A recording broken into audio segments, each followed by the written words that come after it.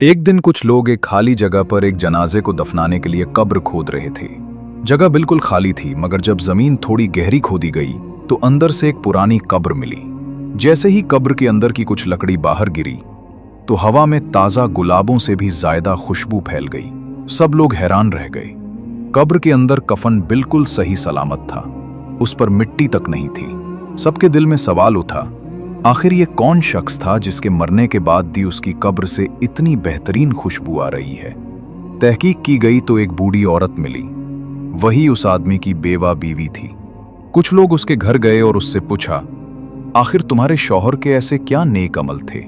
उस बेवा औरत ने कहा, मेरे शौहर कोई आलिम या कारी नहीं थे, बस एक आम मुसलमान थे।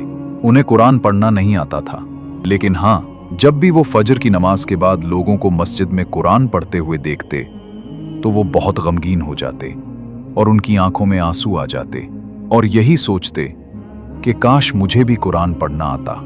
पर जब वो घर लौटते, कुरान को अपने हाथों पर रखते और दिल में गम और आंखों में आंसू होते, फिर हर लाइन पर उंगली रखकर कहते, ऐ मेरे रब, मुझे नहीं मालूम यहाँ क्या लिखा है, लेकिन जो कुछ लिखा है सब हक है, सब सच्चा है। बस इस तरह हमेशा करते रहते थे। अल्लाह ने उसी सच्चाई और इखलास की वजह से उसकी कब्र को रोशनी और खुशबू से भर दिया। अल्लाहु अकबर। अगर हम भी इस किताब कुरान को अपनी जिंदगी में उतार लें तो शायद हमारी कब्रें भी रोशनी से भर जाएं।